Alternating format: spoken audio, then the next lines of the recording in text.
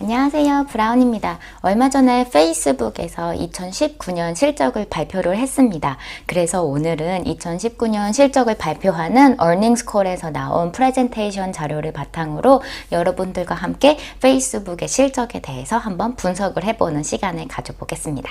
페이스북 같은 종류의 회사를 평가를 할 때 가장 중요한 지표는 무엇이라고 생각하세요? 인트로 영상이 나가는 2초 동안 한번 생각을 해봅시다.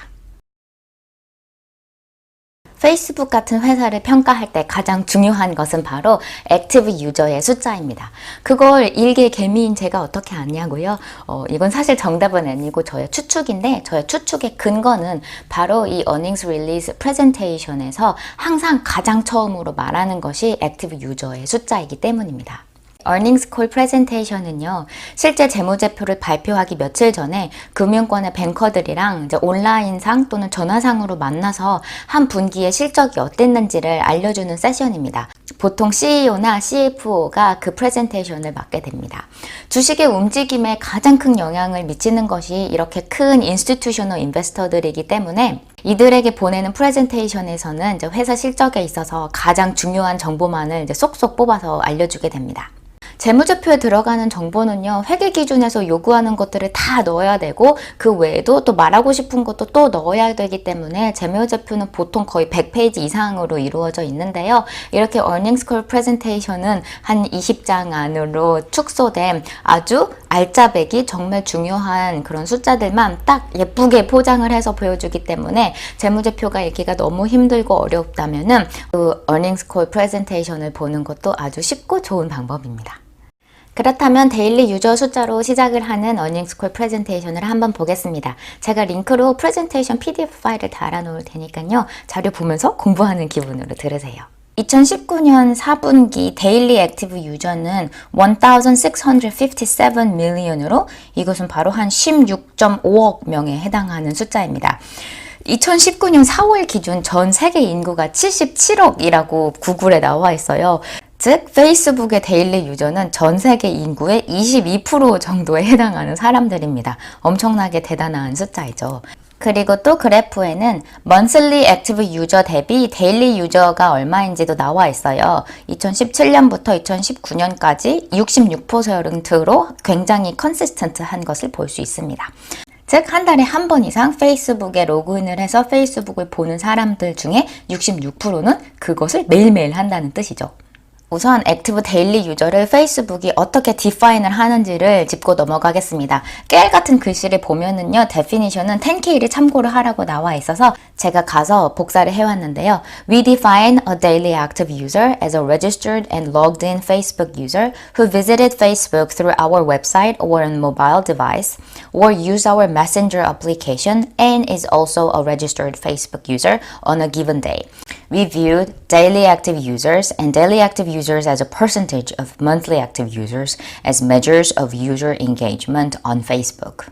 매일매일 페이스북에 들어오는 액티브 유저가 중요한 이유는요, 나중에 더 자세하게 보겠지만 페이스북의 거의 대부분의 매출이 광고 수익에서 들어오기 때문입니다. 이 페이스북이라는 플랫폼에 사람들이 덜 자주 찾아오게 되면은 그만큼 광고를 볼 그 프리퀀시가 줄어들게 되고, 그리고 이렇게 매일매일 찾아오는 유저의 숫자가 줄면은 그만큼 광고를 보는 유저의 숫자가 줄어드는 거니까 유저가 늘고 줄어듦이 정말 페이스북의 매출에 직접적인 결과를 가져오게 되는 아주 가장 중요한 지표입니다. 이 그래프를 보면은요, 유저의 증가폭이 그렇게 크지가 않아요. 2018년에는 year over year 8.7% 증가했고요. 2019년에는 8.9% 증가했습니다. 그리고 US는 엄청 스태그넌트합니다. 2018년에는 1%밖에 늘지 않았고요. 2019년에는 2%밖에 성장하지 않았습니다. 유럽도 비슷해서 2018년에는 1.8%를 증가했고, 그 다음에 2019년에는 4%밖에 증가하지 않았습니다. 제 생각에는요, 이게 페이스북 유저가 정말 폭발적으로 증가하고 있었던 중이었다면요, 이 프레젠테이션 자료상에 몇 프로 증가했다고 적어 넣었을 것 같아요. 얼마나 증가했는지 퍼센테이지를 주지 않고 그냥 조용히 유저 숫자만 보여줬다는 것 자체가 그 액티브 유저 숫자가 증가한 것이 얼마나 지지부진하게 증가했는지를 알려준다고 생각해요. 그런데 US랑 유럽은 이렇게 지지부진해도 다른 지역의 국가의 사람들은 막 10%씩 늘어나니까 괜찮은 거 아닐까요? 저는 아니라고 생각해요. 왜냐하면은 각 지역에서 들어오는 돈이 천지차별이기 때문입니다. 그렇다면 각 지역당 광고 수익을 얼마나 내는지는 또 다른 슬라이드에 나와 있으니까 그것을 한번 보겠습니다. 이 광고 수입은 두 가지 팩터로 생각을 해볼 수가 있는데요. 하나는 광고의 단가이고, 그리고 두 번째는 그 페이스북 플랫폼이 각 나라에서 얼마나 highly commercialized 되어 있는지, 얼마나 상업화되어 있는지를 생각을 해보는 겁니다. 미국은 모두가 아시다시피 정말 상업화가 극도로 된 나라이기 때문에 그 페이스북을 통해서 광고를 때리려고 하는 비즈니스도 굉장히 많고, 그렇기 때문에 페이스북 유저에게 노출되는 그 광고의 양도 굉장히 많다고 생각이 되고요. 그리고 광고의 단가는 한 나라의 물가와 많이 연관이 되어 있어서 미국, 호주, 독일 같이 원래 물가가 비싼 나라에서는 광고의 단가도 높고요.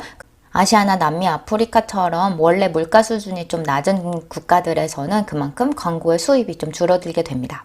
이것을 조합한 정보, 즉 한 사람당 광고 수입이 얼마인지는요, 4번 슬라이드에 나옵니다. 미국은 유저 한 명당 수입이 41불이고 유럽은 13불, 그리고 아시아 및 기타 지역은 2, 3불 수준이네요.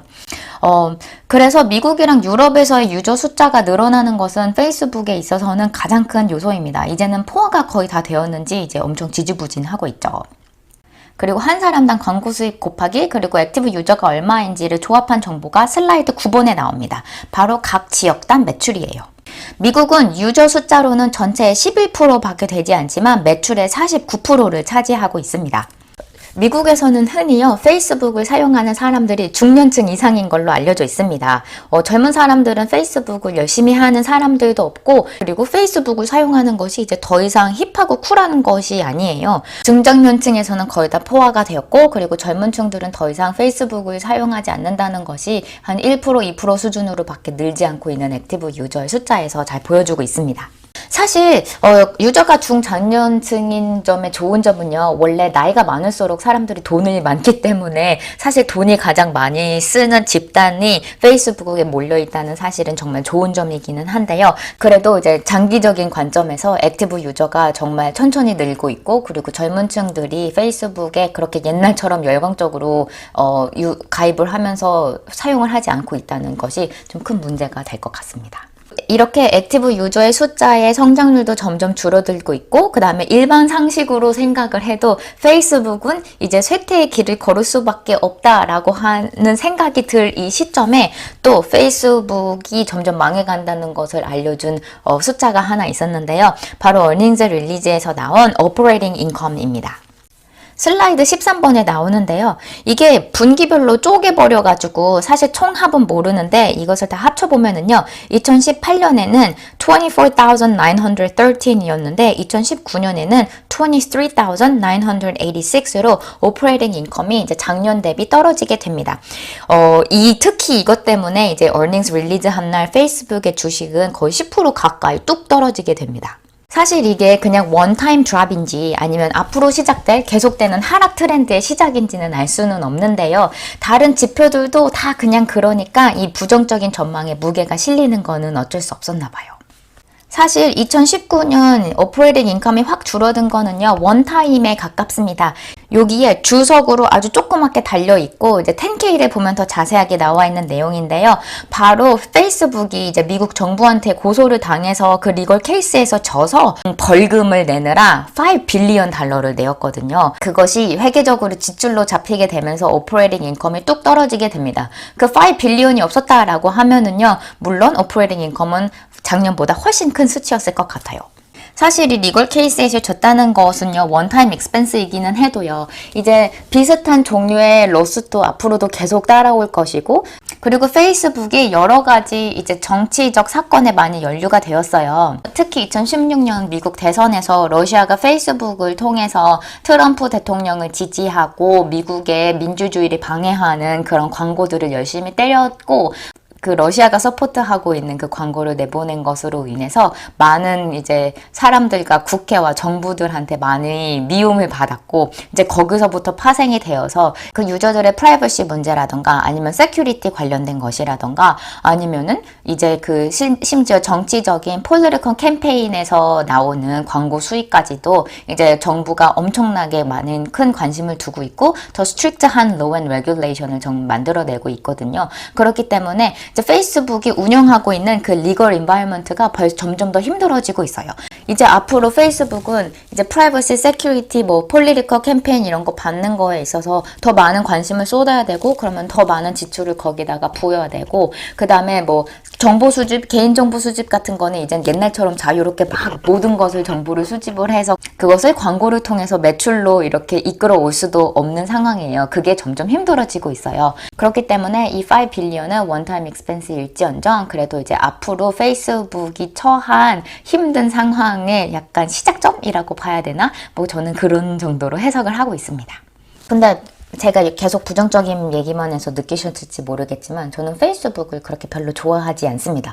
그래서 여태까지 페이스북에 대해서 관심 있어 본 적도 없어서 매출이 얼마나 나오는지 재무제표를 본 적도 없고요. 근데 이번에 어닝 릴리지에서 오퍼레이팅 인컴이 낮게 나와서 주가가 뚝 떨어졌다는 소식을 듣고 신나서 쳐다보게 되면서 이 에피소드까지 만들게 되었습니다.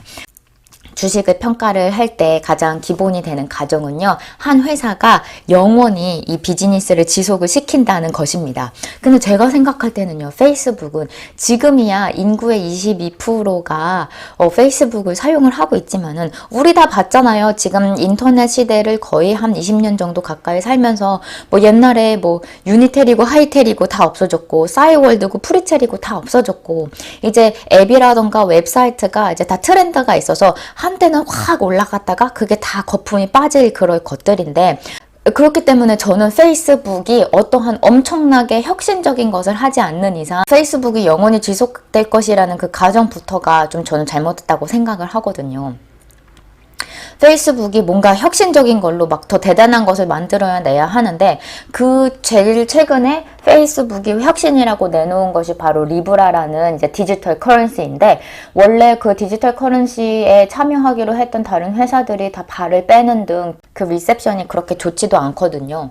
그래서 그것도 뭐 별거 아니고 그리고 액티브 유저 숫자가 느는 추세도 점점 슬로우 다운 하고 있고 그렇기 때문에 저는 이렇게 높은 밸류에이션이 정말 정당화되는 건지에 대해서 항상 퀘스천을 합니다. 제가 페이스북을 쓰지 않기 때문에 페이스북이 제공하는 베네핏이라던가 페이스북이 잘 나가는 이유에 대해서 좀 전혀 이해를 못하는 걸 수도 있는데 재무제표에 나오는 숫자는 어떻게 해석하기에 따라서 다른 거잖아요. 그래서 저는 페이스북을 별로 좋아하지 않는 사람으로서 좀 부정적인 것에 많이 초점을 맡아서 해석을 한 반면 근데 또 그 반면 페이스북의 미래에 대해서 긍정적으로 전망을 하는 경우에는 또 얼마든지 긍정적으로 해석을 할 수가 있잖아요. 그래서 같은 숫자를 보더라도 어떻게 해석하냐의 차이인 것 같아요. 그래서 페이스북에 대해서 더 잘 아시거나 아니면 페이스북을 긍정적으로 보시는 분들은요.